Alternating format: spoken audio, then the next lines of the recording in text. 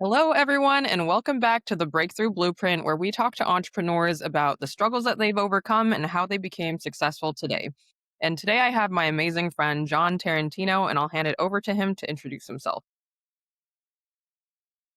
Hi, everyone. I'm John Tarantino. I'm the founder and CEO of Blue Phoenix.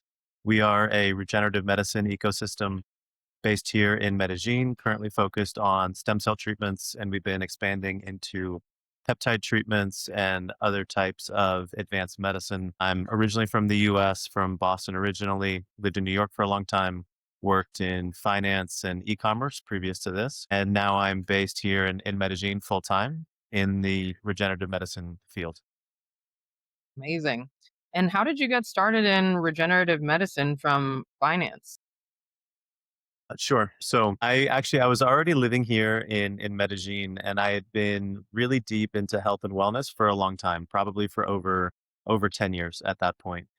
Mainly because I had just dealt with so many injuries and medical issues along the way that I had just done an entirely just self-educated deep dive into all things wellness. And so that was really my primary interest for a long time, probably a decade prior to starting this business. And then from there, I had that intention in my heart, and then things came together serendipitously here in Medellin.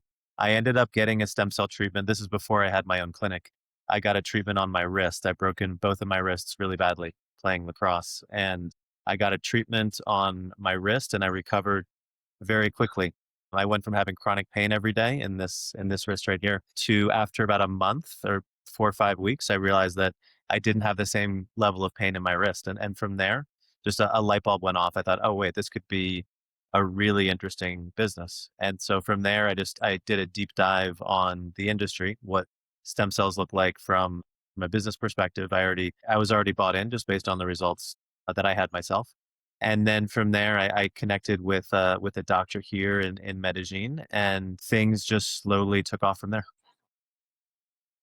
Gotcha. And so, what round, or I know one of the last times we talked, you were looking to raise money for your business.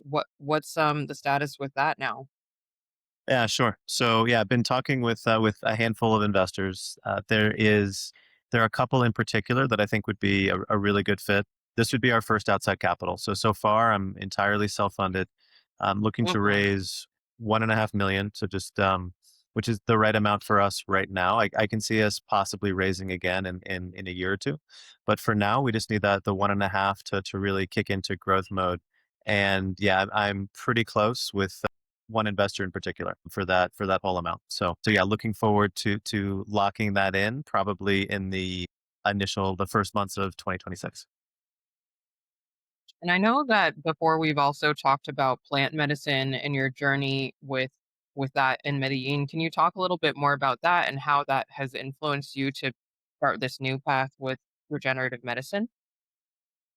Yeah, sure. So as you know, I first came to Medellin for that reason, to drink ayahuasca specifically, which is something that I had heard about probably 10 years before drinking it. It was something that I was always curious about. And after, no joke, 10 years of thinking it over, I decided to give it a shot. And I came here to Medellin to do a 5 day retreat, and it was incredible. It's the kind of thing, it's very hard to describe to someone else, partly just because of how different it is than any other experience I've had in my life. And then also partly because it's so different for everybody. But like, if even if say, if you and I were to drink in the same ceremony, we could have a completely a different experience. The only constant is that it's the experience. You'll have the experience that's perfect for you in that moment. And so, yeah, it was something that I was curious about just because I've always, again, going back now about 15 years, I've been really interested in just in all things health and wellness, whether it's more on the advanced regenerative side or on these more ancestral medicines, which have probably been drunk for thousands of years. And so I think for me, it's something I do not as often now, but I still do here and there. And it's been a very important just part of my wellness journey. More so, I would say with something like ayahuasca, it's more on or with regards to just emotional and psychological health. And in Hmm. my case too, I think it very much in its own way pushed me to start this business. because when I came to Colombia, actually, I did not have the intention, at least not consciously, to start Blue Phoenix. But it's something it came up very organically, and if I were to venture to guess, I would say I probably would not have this clinic now if it had not been for ayahuasca. Wow, that's amazing. And so why did you think about it for 10 years? Like, why did you wait that long, I guess? Yeah, normally I'm more decisive. I know 10 years is quite some time. Yeah. Um, I think in the beginning, it sounded like such a wild thing. Like when I heard about it for Mhm, the first time, I really had no idea what they were talking about. And mhm, then it kept showing up actually on various wellness podcasts that I listen to, and occasionally that have a guest that had drunk ayahuasca, or maybe the host himself had mentioned an experience about it. You might have I think it was Aaron Rodgers, I think, talked about, drinking in the off season, and then they won the Super Bowl the next year. And he talked about how it helped him, helped him get to that level. But I first heard about it, it was more of a curiosity, and then it kept kind of popping up here and there. And then after, I think it was a few years later, I met somebody who had actually drank it. So that was very helpful, just to hear what it was actually like. And then, mhm. yeah, I guess I just wasn't ready because it was just, again, just very different than anything else I had ever done. I had never done like any psychedelics, anything like that. So it took a long time for it to feel right. And then finally, yeah, it felt right. And then it's pretty incredible because that was back in March 2021 when I came to Medellin, for the first time to drink ayahuasca, and then I ended up moving here in July later that year.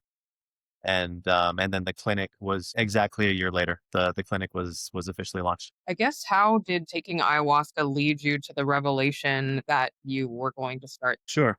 So I would say what it does in general, what ayahuasca does for a lot of people that I've seen, not just myself, is that it definitely it doesn't do the work for you, so to speak, but it gives you a pretty strong push in a certain direction. And Mhm, so for me, I already had that very deep, that very intense interest in really all things health and wellness. Although for whatever reason, I just never thought that seriously about working in the field, which is kind of weird. I just never put that together. And then I think that the ayahuasca just helped me make that very logical jump that, why not, like you're interested, you want to start another business, want to do something in wellness. And then when I think about all the events, it's pretty crazy too, because I remember I broke my wrist, very random story, but I used to live in Argentina, and I broke my wrist playing lacrosse. It was Christmas Day in Argentina. And yeah, I broke the wrist. I spent that night in an emergency room, which was a lot of fun. Christmas. And, and then came out of it with chronic wrist pain, and then years later ended up getting the stem cell treatment. It's like had that event not happened, I might not have the business I have now, which is why, like, whenever I think about it, it's like, okay, like, thank God for that broken wrist on Christmas. 'Cause it led me, yeah. So it's like it seems like a very long series of unlikely events. Like, for me to even end up in Medellin, I lived in New York for 15 years in downtown Manhattan, and that was actually just where I always assumed I would live for the rest of my life. That was just a given. It never occurred to me that I would ever leave. And then, after, yeah, 15 years, Manhattan's great, but 15 years is enough for one lifetime, in my opinion. Yeah, just decided to to venture elsewhere, really without a clear plan at the time. And then that led me to Medellin, which is it's a really good place to be for a lot of reasons. But in terms of working in advanced medicine and medical tourism, which is something we engage in because almost all of our patients are coming from the United States. It's just a really good place for that. So yeah, I feel like I landed in the right place for myself and what I want to do. and well, since your clinic has been open, like, approximately how many stem cell patients have you treated? Sure. And we started off. Got it. Yeah, the first full year of operations was in 2023. So at this point, exactly hundreds at this point, not thousands, but hundreds. Yeah, and we're treating all kinds of different things. So the most common reason people have come to us is just like myself. I got a wrist treatment. Joints is a very common reason. Mhm, People like that are suffering either from chronic pain or just from old injuries. And then more recently, actually, we've been fielding a lot more inquiries for people for really for more serious conditions, neurological conditions, autoimmune conditions, things like that. So that's something I definitely want to focus more on going forward. Things like treating things like multiple sclerosis, Parkinson's disease, and the like. We can treat those effectively. Yeah. So if it's not like a joint pain where you could just sort of inject in an area, but it's an autoimmune condition, like what does that look like? How do you treat a patient for that? Yeah. How do we treat that? Yeah. So depending on the condition and the person, just because everybody is so different, but there are different ways. So if dealing with say a neurological condition, the most common way is to do what's called an intrathecal procedure, in which stem cells they're actually introduced at the base of the spine, but into the cerebrospinal fluid, which flows to the brain. It's basically it's a workaround to get stem cells into the brain where they can reduce inflammation and heal the neuronal tissue. Because unlike other areas, right? So like I had issues with my wrist, or if someone has issues with their shoulder, you can just do a direct injection, no problem.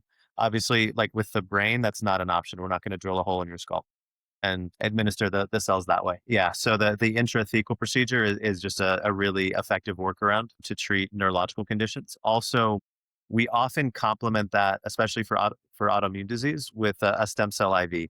So that's the only systemic treatment that we do. Everything else is local, in which we're trying to heal a specific tissue. Whereas the IV, the cells that they're going into your bloodstream, right? So they're going to circulate throughout your body wherever there's a blood supply. And the cells, well, we can't exactly control where they're going to go.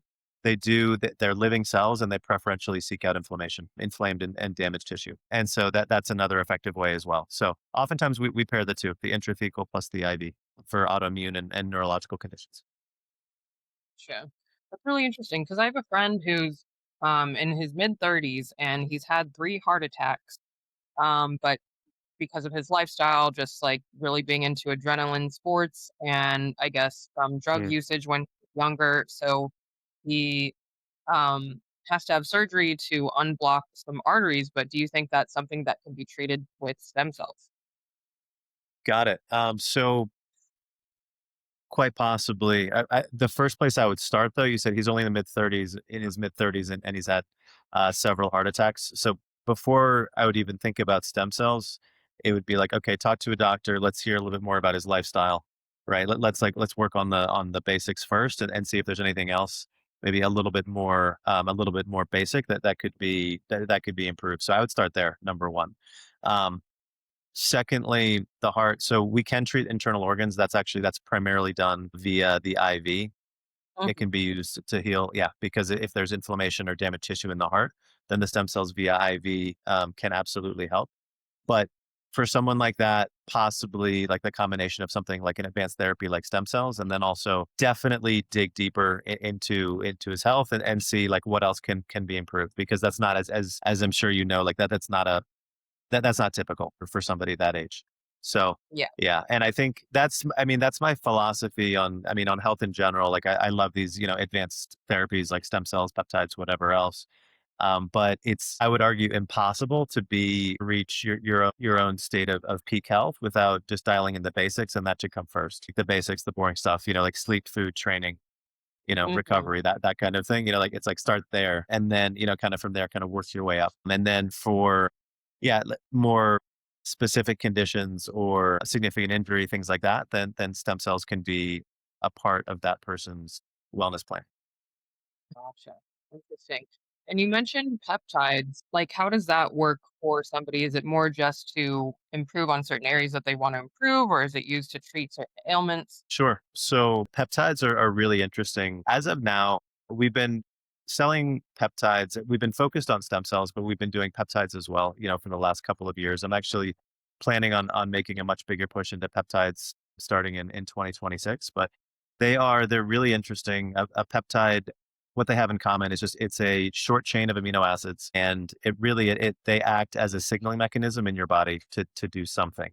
And depending on the composition of that amino acid chain, that like the signal or the prompt that it's sending your body can vary quite a bit. The best known right now are the GLP-1 peptides, like things like semaglutide, which is sold as Ozempic, or retatrutide. Those are actually semaglutide, tirzepatide. Those are some of the very few peptides that are FDA approved. The vast majority of other peptides, and they're peptides for healing, for hormone Mhm, optimization, for sleep, for focus. Like they're peptides for so many different things. mhm, Unfortunately, there are a lot of restrictions on those right now, and so there are restrictions on how they can be marketed, sold, packaged, mhm. etc. So we'll see if that changes little by little. It's pretty frustrating because we're limited in the amount of guidance that we're allowed to give patients on certain peptides, just because of lack of FDA approvals. It's a really interesting field of medicine. I've got a refrigerator full of peptides that I take. I mean, I've taken peptides for healing, for natural growth hormone optimization, for like, skincare, for focus, relaxation, for mitochondrial repair. Like there's peptides for so many things. Interesting. So where do you guys get your stem cells and peptides from? Sure. So with the stem cells, so we get those here in Colombia. So there's actually a longer history in places like Colombia, Panama, because of restrictions in the United States. Stem cell procedures, in the vast majority of cases, that they're not FDA approved, with a couple of carve outs. So the medical infrastructure for stem cells is really good here in Colombia. Right now, we're getting our stem cells from a third party lab, and then with plans 2026, we will be developing our own proprietary line of stem cells, and that's it's actually one of the things that I need funding for, because that's gonna cost some money to develop, but well worth it. And so the idea, the plan there is to develop the number one stem cell product available. That's my goal and my plan for next year and beyond. As far as peptides go, there's different places you can go. We get ours from a lab in the US, a lab that I really like, and then there are a couple of backup suppliers that I know in the US as well. But there are really two main places. It's really US and China that make peptides. And so yeah, we choose to do the US made route, and then we can ship them within the US, and then to a lesser degree, I have some here in Colombia also. Do you know of any peptides that help with brain function and health and focus? Absolutely. Absolutely. So the first one, actually, and this is for you, or this is or a Interested. friend? Okay. Okay. Okay. So the first one that comes to mind, it's actually not a traditional brain peptide, but it's one that I've used, and that it's one of my favorites. It's called epitalin. So what that one does, it acts directly on your pineal gland. It acts directly on your pineal gland, and as a result, it increases your endogenous melatonin production. And it's what a good night's sleep should feel like, and I think it's something that most people probably have never experienced. One person described it as, felt like my brain took a shower. That's actually, yeah, it's a pretty good pretty good description of that one. It's so Mhm. that's a really interesting peptide. That's actually where I would start. Okay, Yeah, interesting. and How you much don't does need that you, yeah. Yeah, it's not as well known. It was invented by Russian scientists in the 90s, and it's only becoming better known more recently. But that's a really interesting one. And then there mhm, are more commonly sold nootropic peptides. Cmax is probably the best known. That's considered more of a focus and motivation peptide. And then there's another one, probably the next best well known, is called Salank, and that one is more of a relaxation kind of flow state type peptide. So interesting. yeah, so those three, but start with epitalin. It's the most interesting of the three, in my opinion. Gotcha. And for that, do you inject every day, and how much does it cost? Sure. So yeah, what you can do, so epitalin, and so yeah, theoretically speaking, is we're not supposed to give sort of guidance. These are research peptides, but like a protocol, or no, it's fine. A protocol that I've taken, I can say that I do is, you don't have to take it that often. So that's an injectable peptide. It's a 10-day course of it, and that's done every 6 months. So it's not one that you inject every day for long term. You don't need to. So that's the protocol that I go by myself. That one, yeah, that's 100 milligrams total. That costs $500. So it'd be $500 every 6 months. That's not The bad. other ones, yeah, yeah, the other ones like CMAX and Salank. Those are a little unusual because most peptides are injectable, but those two are nasal sprays. So, those yeah, those usually depending on the size and how much is in the dropper, those are usually about 150 bucks per dropper. The usage varies enormously, like, because some people, like, they might wanna do it, like, very sporadically, like, once a week. Other people might wanna do it every day. They might do 1 spray, they might do 3 sprays. So there's really that's all over the place, and it's really just you have to feel it out and how often you wanna do it. The effects and, like, and everybody too, it's so different with the peptides, you never really know how you're gonna respond. Like, somebody might they might really feel the Cmax, and then, like, someone else like, "Oh, I don't notice that much." So you have to there's definitely some trial and error in everybody's own usage.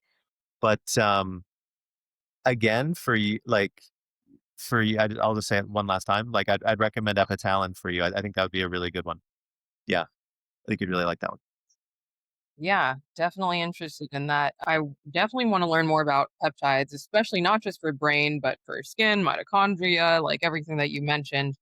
Because I was kind of researching it. It's just that there are so many and there's so many things. And then like if you choose like to start with 10 or 15, then the cost really adds up. And I'm like, okay, where where should I start? So that's really good advice. Yeah, yeah, it's super confusing, right? Because there's so many different ones, right? There are dozens of different peptides, and then Mhm, in most cases, there are major restrictions on everything, on the marketing, the messaging, mhm, etcetera, and so it's very hard to get, like, qualified guidance on how to use them. And then mhm, also, depending on one's kinda personality, it's like, "Oh, like, I could use help with healing and for hormone optimization and for aesthetics and for fatigue and for cognition and, for whatever else." So, like, the inclination for some people is just to get a bunch of them, but then to start using a lot of different stuff all at once.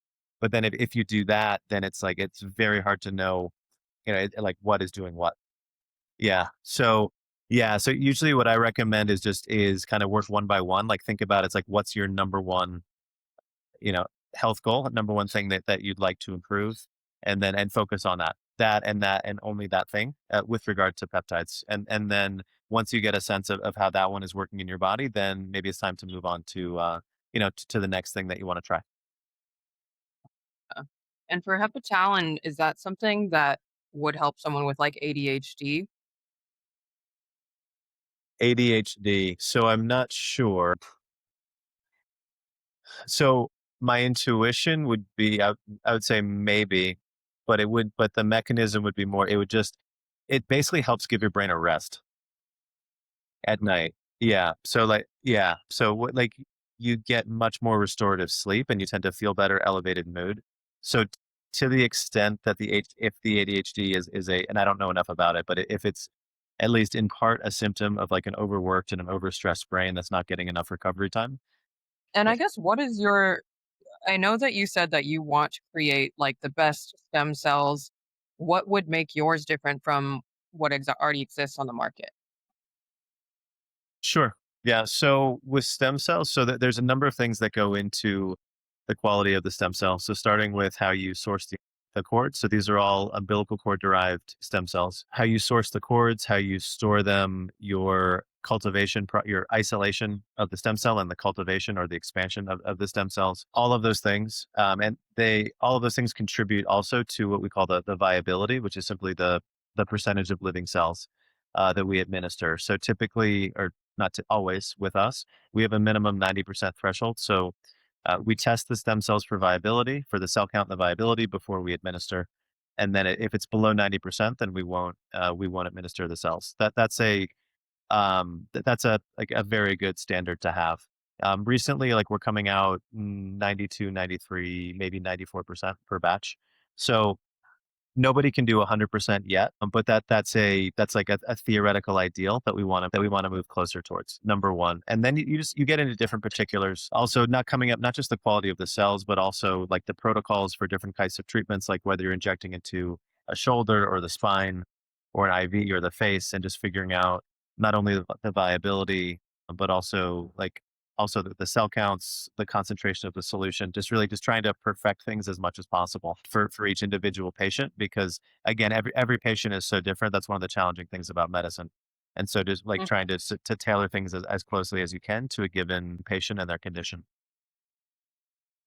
So does Colombia have pretty strict like licensing or regulations around stem cells? Yeah. So the highest health authority is called INVIMA. So you can think of it as sort of like the Colombian FDA. So we have, yeah. So we it's under the guidance of INVIMA, and yes, I would say yeah, fairly strict as well. I mean, it's something that I'm obviously familiar with it. Not something that I spend most like I'm not on the medical team or the research team at our company, but something I'm familiar with, of course. And so yeah, overseen by INVIMA. Well, um, I guess just to wrap things up here, what are you most excited about, whether it's in your business or personal, professional life for 2026? Most excited? Okay. Let's see. So really the main thing, just really excited to take the business to a whole nother level. I feel like we've been building a really strong foundation for the last 2+ years at the clinic. And I mean, we're light years ahead of we were than when we launched a couple of years ago. And I know that, a year or two from now we'll be in a whole nother place. But really focused on expansion right now. We're renovating a new medical office, which I can't wait to get all set up. We've got the new office. I think we're going to significantly increase the number of patients that will be coming in next year and beyond, and then also expanding the peptide business as well, which is mainly in the U.S. So really just focusing on growing those two, yeah, those two business lines.